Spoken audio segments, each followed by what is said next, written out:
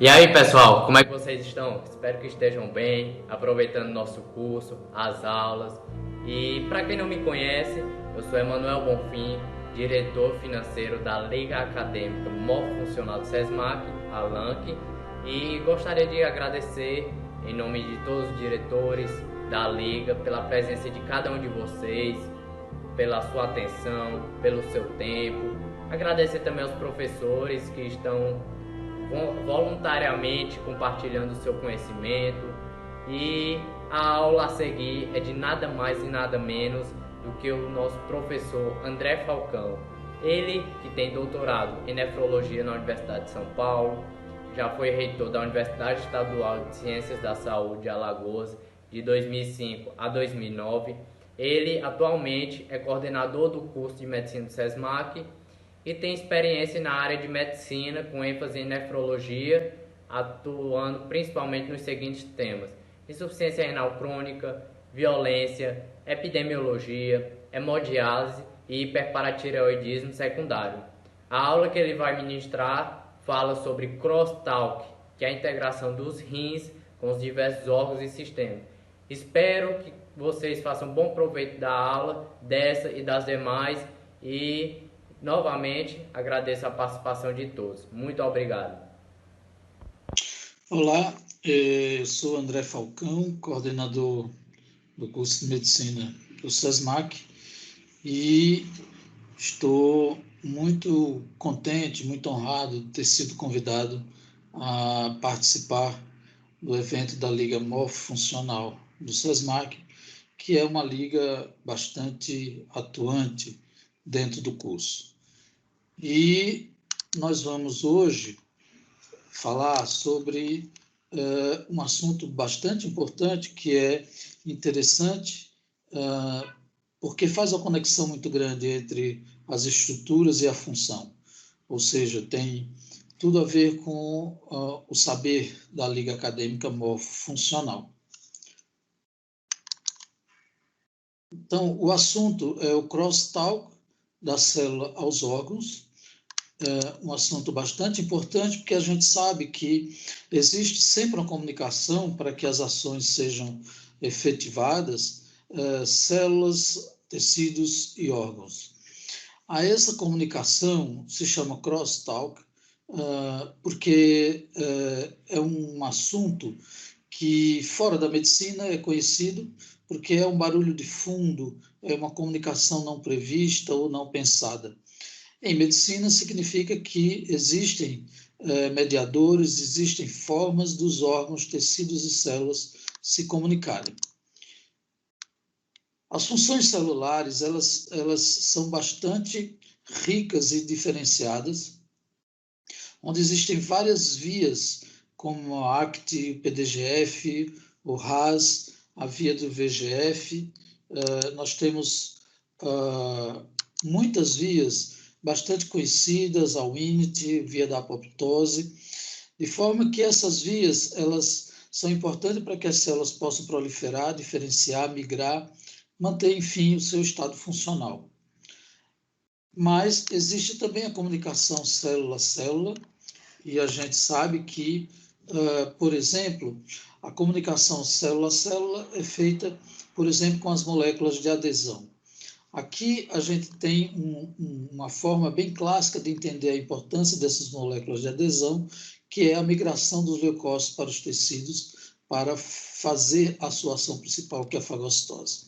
Então, nós temos várias proteínas, selectinas, as integrinas, que são proteínas importantes para a sinalização célula-célula, de forma que uma migração leucocitária é direcionada por essas substâncias. Mas os órgãos também, eles nunca estão isolados em si. As células, os tecidos, mas os órgãos também se comunicam, e é isso que é um dos objetivos maiores da nossa conversa. Um dos crosstalks mais conhecidos é o crosstalk rim-coração. Por uma razão óbvia, os dois órgãos estão interligados pela circulação, as artérias renais saem diretamente da aorta, a inervação também tem atuação tanto no coração como no rim, e os mediadores que ligam esses dois órgãos.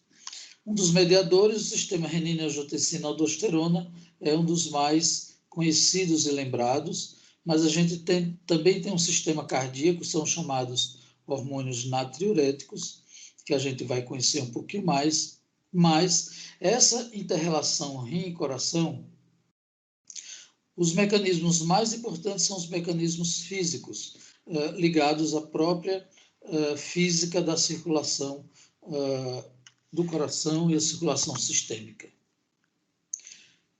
A representação dessa relação na clínica, ela está bastante catalogada, que é a chamada síndrome cardiorrenal.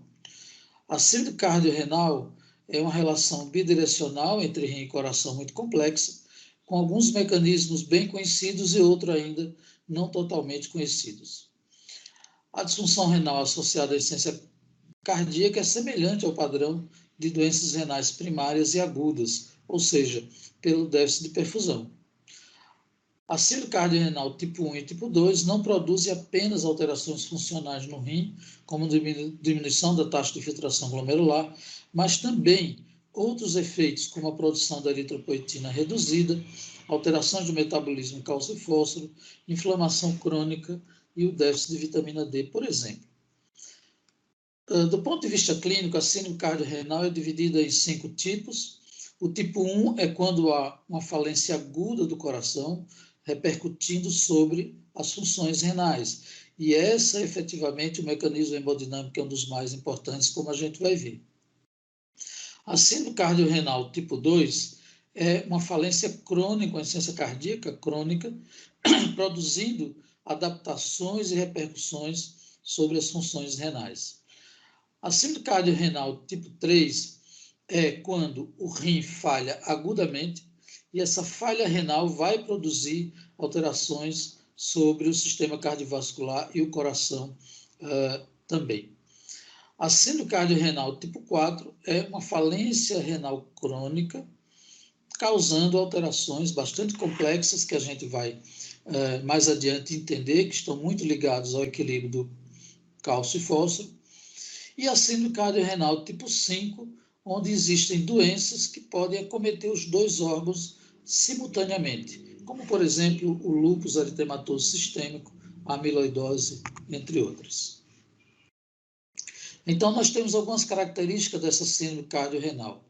Há uma redução da função cardíaca, redução do fluxo plasmático renal e do ritmo de filtração glomerular, aumento da congestão venosa, aumento da resistência renovascular, albuminúria, dano tubular, piora da função renal, resistência ao uso de diuréticos, tendência maior à hiponatremia, presença de anemia, ativação do feedback tubo-glomerular e aumento da mortalidade.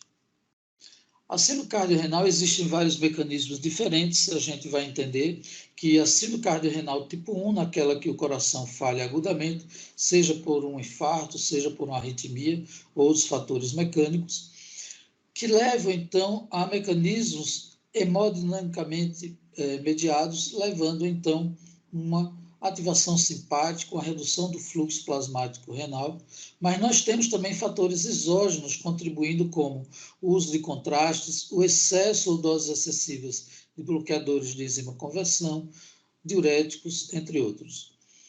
Vários outros mecanismos mediados humoralmente que levam à vasoconstricção.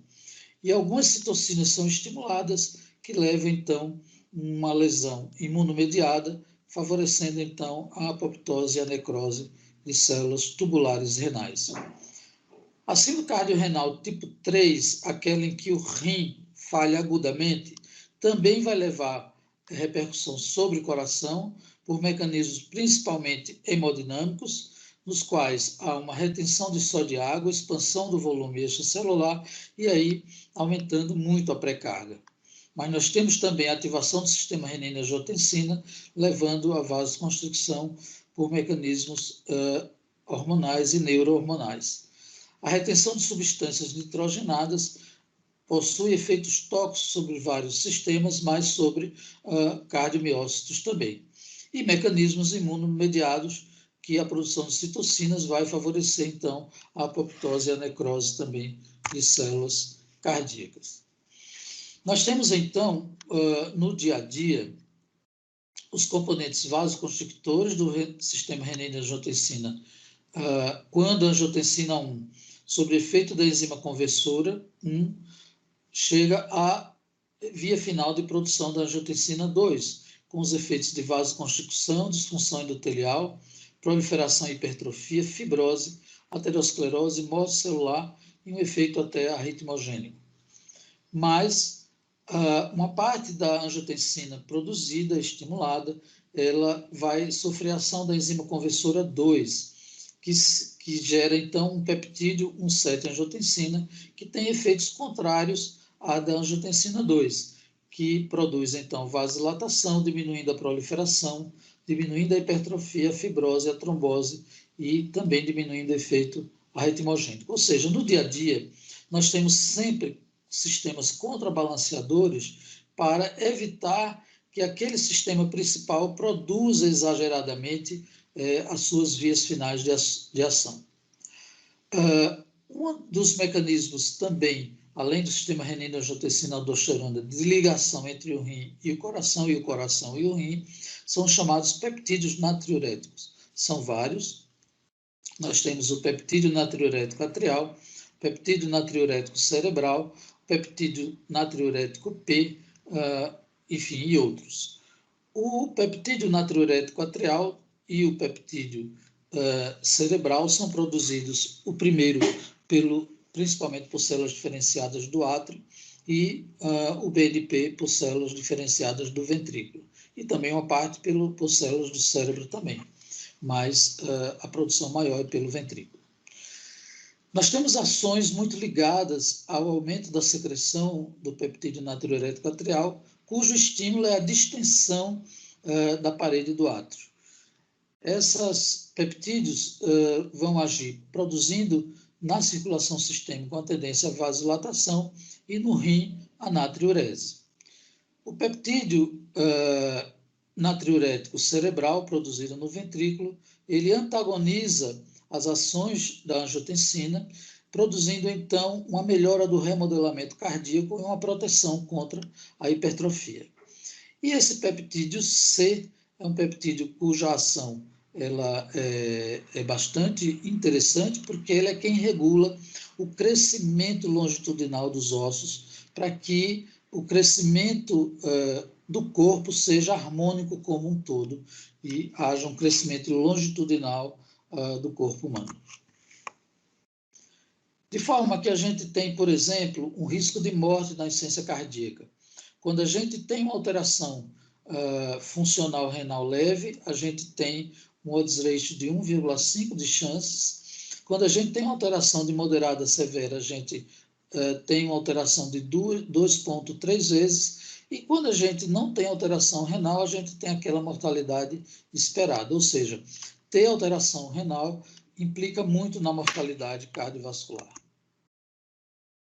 A fisiopatologia da síndrome cardiorrenal tipo 1, a gente já explicitou que principalmente está ligada a fatores hemodinâmicos, com a redução do débito cardíaco, favorecendo, então, como consequência, uma redução da perfusão tecidual, o estímulo simpático e do sistema renina-angiotensina-aldosterona, estímulo da arginina vasopressina e da endotelina dos vasos, favorecendo, então, um bloqueio do sistema de calicreína e cinina, uma ação reduzida dos peptídeos natriuréticos e das prostaglandinas e do fator relaxador endotelial.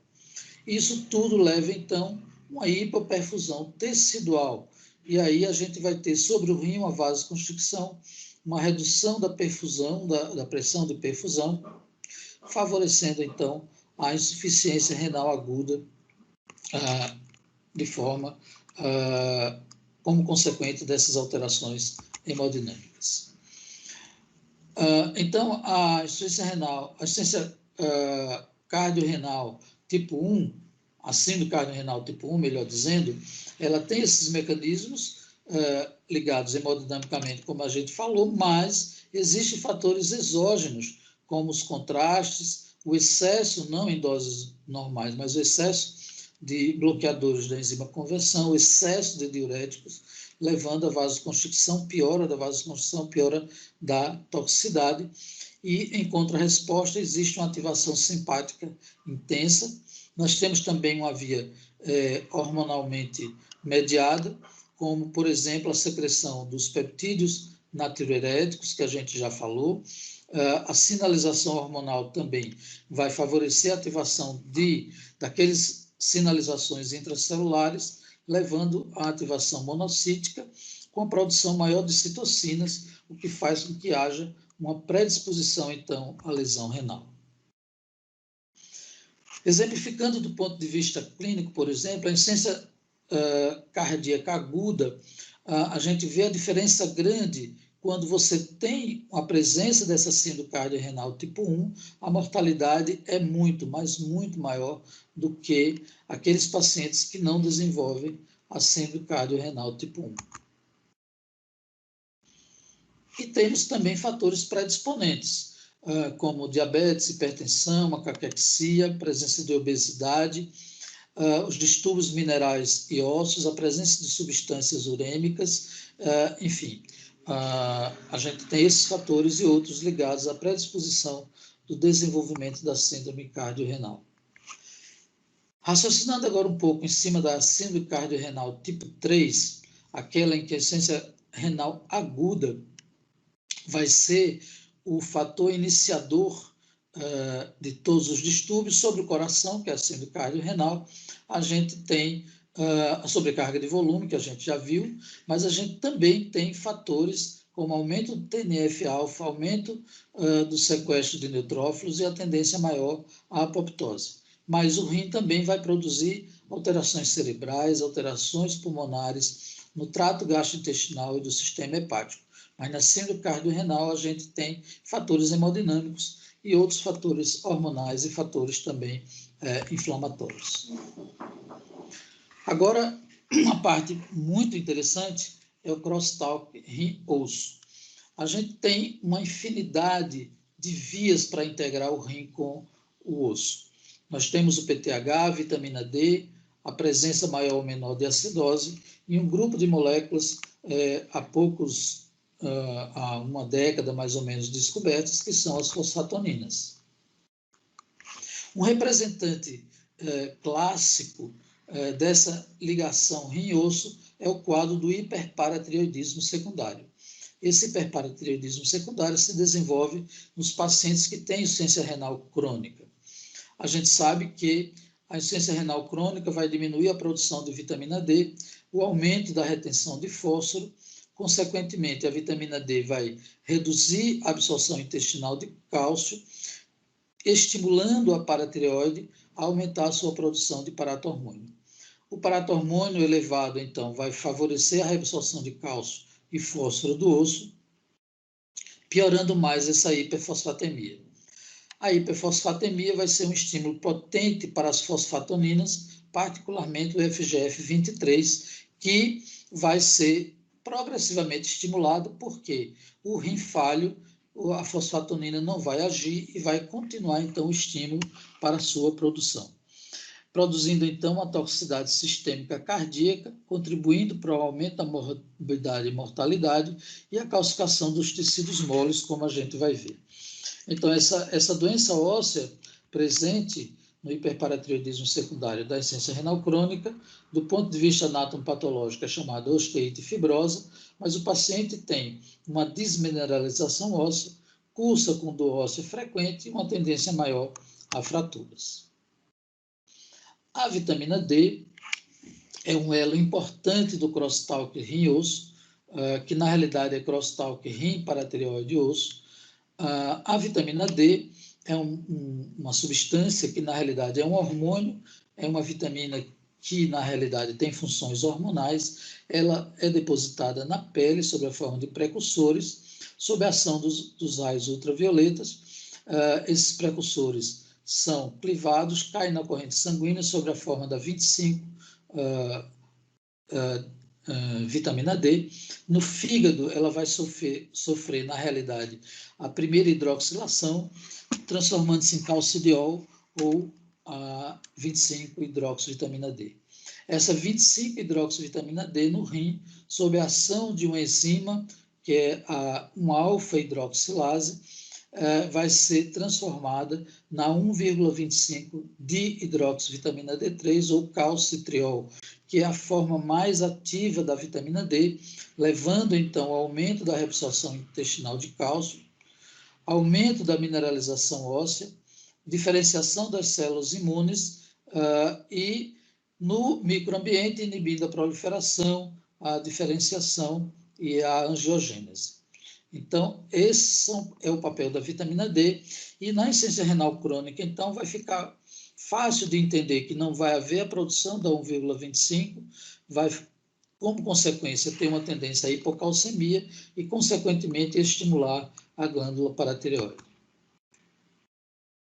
Então, o PTH é um hormônio produzido nas glândulas paratireoides, que, quando estimulado por esses mecanismos, mas o mecanismo principal é a presença da hipocalcemia, essa hipersecreção, então, vai agir no osso, favorecendo, então, a reabsorção óssea de cálcio e de fósforo. Num rim normal, a gente vai ter, então, um aumento da reabsorção de cálcio e aumento da excreção de fósforo como consequência das ações renais do PTH.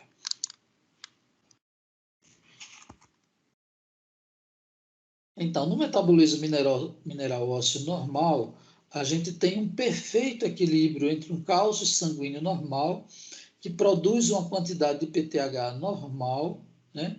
Uma vitamina D normal, o FGF23 também vai estar normal, e isso tudo vai estar desregulado quando o rim adoece. Para que a paratireoide seja estimulada pelo cálcio, a gente tem um receptor, que na realidade é um sensor ao cálcio, de forma quando o cálcio se liga a essa proteína transmembrana, você tem toda uma cascata intracelular que inibe a secreção do PTH. Ou seja, quando você tem uma baixa de cálcio, esse mecanismo não vai ser inibido e, consequentemente, você vai ter a secreção de PTH no sangue, e aí produzindo as ações conhecidas, principalmente no tecido ósseo. Mas a gente tem uma inter-relação conhecida entre o receptor de cálcio e o receptor da vitamina D. Quando a gente tem uma vitamina D normal, ativa, 1,25, a gente tem uma ação ótima desses receptores de cálcio. Quando a gente tem um déficit de vitamina D, a gente tem uma deficiência da ação dessa proteína, favorecendo com que eu precise de níveis maiores de cálcio para poder inibir a secreção do paratormônio. Ou seja, eu tenho uma ligação entre os níveis de PTH e a ação do cálcio como inibidor da paratireoide. A acidose é outro mecanismo que participa desse crosstalk em osso. A gente sabe que a ação do osteoclasto, a absorção óssea, é feita com o H+, e claro que diante da acidose eu vou ter mais disponibilidade de H+, e aí eu vou ter uma hiperreabsorção óssea. A gente tem fatores conhecidos de risco para o desenvolvimento do hiperparatireoidismo secundário, que é o sexo feminino, o tempo de duração da insuficiência renal, os anos em diálise, a raça negra, idade jovem, a presença de fósforo sérico elevado, que é um dos principais, e o cálcio sérico baixo. E por isso que o hiperparatireoidismo ele é tão frequente na população renal crônica, porque em vários e vários estudos de meta-análise, por exemplo, a gente sabe que os pacientes em diálise têm grande dificuldade de manter o PTH, o produto cálcio-fósforo, ou apenas o produto cálcio-fósforo, ou apenas o PTH de nível normais, ou seja, a grande maioria, na realidade, não tem esses valores normalizados, apesar de estarem em diálise, fazendo com que esses distúrbios sempre estejam presentes nos pacientes renais crônicos, mesmo em diálise. Nós temos, então, no Brasil, em 2018, mais de 133 mil pacientes em diálise, e sabemos que o hiperparatireoidismo secundário acomete 50% desses pacientes. E a gente sabe que a mortalidade na doença renal crônica é alta, e 50% dessa mortalidade é devida pelo menos a um desses fatores cardiovasculares: surgimento de infarto agudo do miocárdio, morte súbita e ICC ou acidente vascular cerebral. Então, o que é que leva, então, a insuficiência renal crônica nesse crosstalk rim ou sistema cardiovascular favorecer esse aumento da mortalidade? Um dos mecanismos bastante fácil de compreender é a hipertrofia ventricular. A gente sabe que o estímulo do PTH sobre o miocárdio, ele tem um aumento do cálcio intracelular, ativa a proteína C quinase, ação do cardiomiócito, favorecendo a hipertrofia, e fibroblasto intersticial, favorecendo a fibrose. Então, a ação do PTH elevado no miocárdio favorece, então, a hipertrofia ventricular. Por outro lado, a deficiência de vitamina D também vai aumentar essa produção do PTH, produzir inflamação, a tendência maior à inflamação, à aterosclerose e os efeitos cardiovasculares adversos. Além de que esses pacientes são muito mais hipertensos do que a população normal, favorecendo os efeitos da hipertensão sobre o miocárdio. Todos esses fatores em conjunto, então, favorecendo a hipertrofia ventricular, que isoladamente é um fator impactante sobre a mortalidade da população em geral e também sobre a população de pacientes com insuficiência renal crônica. Outro fator que faz a explicação dessa mortalidade aumentada e que fica a exemplificação desse crosstalk rim ou sistema cardiovascular é a calcificação vascular. A gente sabe que na insuficiência renal crônica tem vários fatores envolvidos que explicam uma prevalência mas muito aumentada mesmo de calcificação vascular nessa população. A calcificação vascular, a gente tem fatores estimuladores, que é a remodelação óssea, favorecendo com que a liberação de cálcio maior pela maior reabsorção. A gente tem uma disponibilidade de cálcio, de forma que esse cálcio pode mais facilmente depositar na parede do vaso, né? A indução de produtos do metabolismo lipídico favorece a inflamação, e isso tudo também favorece a calcificação. Nós temos, por outro lado, a hiperfosfatemia e a hipercalcemia e o aumento do produto cálcio e fósforo como um dos principais fatores que predispõem à calcificação vascular. Mas no corpo nós temos inibidores como a fetuína, que é produzida no fígado, a ostrotegerina, por exemplo, algumas metaloproteinases que são produzidas pelo osso, a produção do pirofosfato, que são mecanismos inibidores. E a gente sabe que na doença renal crônica, esses fatores inibidores estão diminuídos, ou seja, nós temos uma predisposição à prevalência dos fatores predisponentes à calcificação. Então, nós temos os fatores envolvidos nessa calcificação. A gente vai falar dessa fosfatonina, que é o FGF23, o aumento do PTH, o déficit de vitamina D, o turnover ósseo aumentado, fatores dietéticos, pacientes que comem fósforo demais, tudo isso vai predispor à calcificação vascular. E outros fatores, como está aí exemplificado no slide. A calcificação vascular na doença renal crônica é uma ossificação.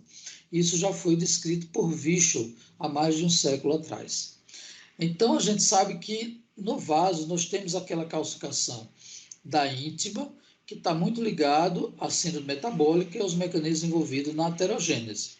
A calcificação vascular que a gente está falando é a calcificação da média, onde a gente tem, então, um estímulo, aqueles fatores que estimulam essa calcificação, faz com que células residentes da parede do vaso se transdiferenciem e, na realidade, elas se transformam em células ósseas.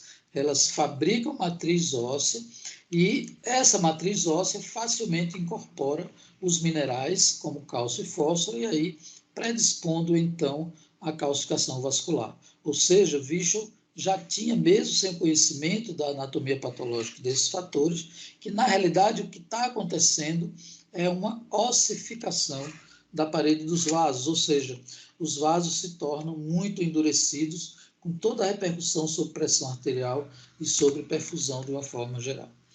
Então, a gente está vendo aqui, por exemplo, a presença de calcificações coronárias em pacientes jovens. Pacientes jovens com insuficiência renal crônica podem desenvolver calcificação coronária, às vezes de forma bastante precoce e ligada àqueles fatores já descritos anteriormente. E um desses fatores, bastante interessante, são as fosfatoninas. As fosfatoninas são hormônios, são substâncias que são fabricadas pelos osteócitos ou por células precursoras de osteoblastos no estímulo do fósforo. Quanto mais fósforo eu tenho, então eu secreto mais a fosfatonina. Na situação de Rim normal, a fosfatonina ela tem receptores em células tubulares, principalmente proximais, onde a gente precisa, para que ela haja, de uma outra proteína, que é o cloto, para que o FGF23 se ligue ao seu receptor e aí favorecendo, então, a fosfatura, a eliminação desse fosfato, para que haja correção, então, desse fosfato que estava elevado. Então, imaginem um rim doente, um rim que está com insuficiência renal crônica, que não vai ter esses receptores, ou seja, eu tenho um FGF23 aumentado, tentando colocar o fósforo para fora, eliminar, mas não consegue, ou seja, eu mantenho o estímulo contínuo do FGF23. E o FGF23 tem ações bem conhecidas sobre a hipertrofia miocárdica, sobre a paratireoide também, mas essa hipertrofia miocárdica aumentando a mortalidade. Esse aumento da excreção de fosfato só será efetivado se o paciente tiver com a função renal normal. Essa proteína é uma proteína bastante interessante, que, como eu disse, é o cofator da ação da fosfatonina, onde a gente tem a necessidade da existência dessa proteína para que haja ação do FGF23. Então, esse modelo de animais que são knockout, que não tem cloto, na realidade, a gente não tem eliminação do fosfato, favorecendo o aumento do estresse oxidativo, estimulação da atividade das caspases, aumento da apoptose, favorecendo hipogonadismo, infertilidade e envelhecimento precoce e menor da sobrevida desses animais que são knockout para o cloto. Então, a descoberta dessa substância foi uma descoberta bastante interessante, porque depois vários estudos mostraram que os níveis dessa proteína estão ligados, por exemplo, ao envelhecimento humano. Foi esse cientista japonês, Dr. Kurouo, que isolou essa proteína. O nome cloto está ligado à mitologia grega, eram 3 irmãs, Cloto, Laquesis e Atropos, onde cloto era a fiadeira que, enfim, media o tamanho da vida entre o nascimento e a morte dos seres, dos deuses e dos seres humanos. Então, aqui a gente tem, por exemplo, animais knockout para cloto, animais com cloto normal e animais com ausência de cloto, um estímulo imenso para a calcificação vascular e extravascular, e o envelhecimento precoce e a morte desses animais. Então, a importância do cloto para a ação do FGF23, isso tudo fazendo essa interligação rim-osso, sistema cardiovascular, e agora com outros sistemas. Quando a gente fala de envelhecimento, a gente está falando de todo o sistema orgânico. A gente tem outras fosfatoninas além do FGF23, que favorece o crosstalk rim-osso e outros órgãos. Então, por exemplo, o FGF21, né, regula várias ações do hipotálamo, né, participa de regulação hormonal, favorecendo, por exemplo, no final, a mobilização de gordura, né, e, por exemplo, a perda de peso. O FGF19, por exemplo, diminui a produção de sais biliares, diminui a gliconeogênese, a lipogênese e a síntese e aumenta a síntese de glicogênio. Ou seja, essas fosfatoninas estimuladas pela presença do fósforo vão produzir efeitos em diversos órgãos, fazendo uma cadeia bastante complexa de inter-relação entre os diversos órgãos e sistemas. Então, por exemplo, o FGF19, como eu disse, no fígado, vai diminuir a gliconeogênese, aumento da oxidação de gordura, aumentando a síntese de glicogênio, diminuindo a síntese de triglicerídeos e diminuindo a síntese de sais biliares. Um outro crosstalk agora, mudando de foco, é o crosstalk rim-fígado, que é bastante também conhecido, bastante clássico, essa inter-relação. A gente sabe que o fígado também produz substâncias natriuréticas, ele é o sítio da produção de albumina, que é a proteína responsável pela pressão oncótica, ou seja, que favorece a manutenção do volume intravascular. Ele é o sítio da produção do angiotensinogênio, o precursor, então, da angiotensina, e o fígado é o clareador do peptídeo vasoativo intestinal, que é secretado após as refeições para favorecer a absorção intestinal maior, e essa substância tem um efeito vasodilatador muito intenso sobre o sistema esplâncnico. Um representante clínico, então, dessa inter-relação rim-fígado é a chamada síndrome hepatorrenal. Essa síndrome hepatorrenal vai estar presente em pacientes cirróticos, em cirrose muito avançada, descompensada, onde a gente vai ter, de uma maneira resumida, uma vasodilatação esplâncnica intensa por vários fatores, a ausência de uma quantidade otimizada do sistema renina-angiotensina-aldosterona, pela não síntese ou pela diminuição da síntese dos precursores, como o angiotensinogênio, a redução de fabricação de fatores natriuréticos e a redução do clareamento do peptídeo vasoativo intestinal vai favorecer, então, uma retenção acentuada de sódio pelos rins, uma oligúria intensa, mas que isso é uma resposta adaptativa, ou seja, anatomopatologicamente esses rins estão normais, estão apenas respondendo a um estímulo exagerado para a retenção de sódio e de água. Então, a gente, além desses fatores hemodinâmicos, um outro fator descrito, já bem conhecido, é que na cirrose a gente tem quebra das barreiras protetoras imunológicas e a gente tem frequentemente a translocação bacteriana crônica, pequena, não é uma translocação intensa, mas isso produz, então, o estímulo de receptores Toll-like, ativação do receptor NF-kappa-beta, favorecendo, então, o estímulo à produção de citocinas pró-inflamatórias que levam à piora do padrão hemodinâmico e à piora da resposta celular renal, favorecendo, então, a instalação da síndrome hepatorrenal. Um outro crosstalk bastante interessante é o tecido ósseo e o tecido adiposo. A gente conhece que a grelina, a domectina, a adiponectina e a leptina têm ações ósseas bastante conhecidas. Então, aqui um exemplo, por exemplo, a leptina, ela estimula a formação óssea, assim como a adiponectina, e a gente tem um estímulo sobre a reabsorção também, ou um bloqueio, dependendo da quantidade de secreção da adiponectina. A gente tem, então, a grelina também, produzida no sistema gastrointestinal, estimulando a formação óssea e inibindo a reabsorção.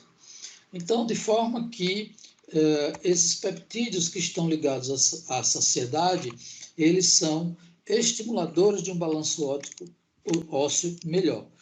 Em resumo, a obesidade, por esses mecanismos, predispõe, então, uma redução de massa óssea e uma tendência maior a fraturas.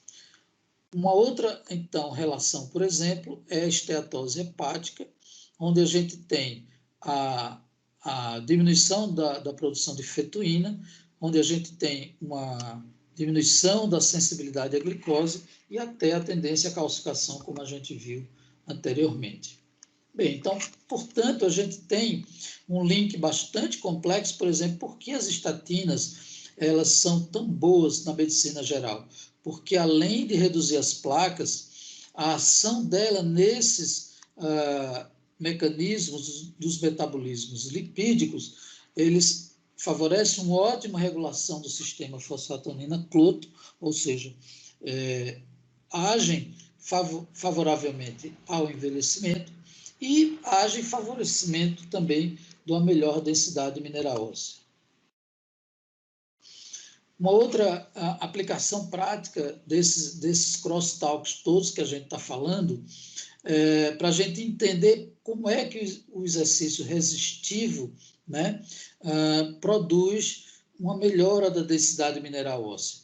Então, a gente tem, quando a gente tem um estímulo mecânico, a gente tem, então, uma inibição da produção de esclerostina, favorecendo a esclerostina, é uma proteína produzida pelo osteócito, que favorece a calcificação vascular e aumenta a reabsorção de tecido ósseo. Ou seja, esse estímulo mecânico inibe a produção dessa substância, ou seja, aumenta a densidade mineral óssea por essa via. Então, vamos ver um caso clínico para finalizar, para exemplificar como é rico, como é interessante entender todas essas vias e essas interrelações. Então, um paciente do sexo feminino, 66 anos, uma queixa de uma fratura vertebral espontânea, ou seja, ela não tinha um fator mecânico claro, uma queda, um trauma, para explicar essa fratura. Tinha a presença de nefrolitise e os exames abaixo estão aqui representados. Então, eu tenho uma ligação do tecido ósseo pela fratura e eu tenho uma ligação renal, que é a formação de litíase. Então, essa paciente tinha um cálcio elevado, um fósforo baixo, um PTH elevado e uma densidade mineral óssea bastante reduzida, já caracterizando um quadro de osteoporose.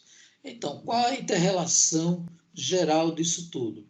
Então, o que ocorre é que esse PTH aqui é gerado por um adenoma de paratireoide autônomo, ou seja, de um hiperparatireoidismo primário.